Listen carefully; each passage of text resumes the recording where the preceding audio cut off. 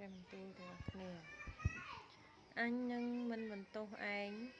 ដោយព្រោះយ៉ាញ់បូជាដែលឯងថ្វាយនោះទេ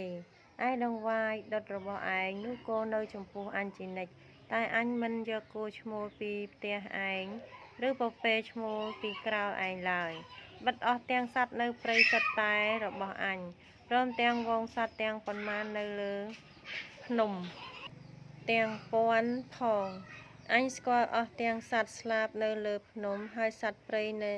ទាំងឡាយជារបស់ផងអញដែរបើកាលណាអញឃ្លាននោះអញមិនប្រាប់ដល់ឯងពីព្រោះលោកីនិងរបស់សពសារពើក្នុងលោកីជារបស់ផងអញតើអញនឹងស៊ីសាច់គោឈ្មោលឬផឹកឈាមពពែឈ្មោលឬអីចូលថ្វាយដងវាយជាសេចក្តីអរព្រះគុណដល់ព្រះវិញហើយលាបំណន់ដែលបានបានដល់ព្រះដ៏គង់បំផុតផងចូលអំពាវនាវដល់អញនៅថ្ងៃមានសេចក្តីទុក្ខលំបាកនោះអញនឹងជួយឲ្យរួចឯងនឹងលើកដំកើងដល់អញទំនុកដំកើង50ចំពោះ8ដល់ចំពោះជាស្រ័យ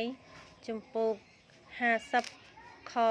8ដល់ខ15អរគុណព្រះ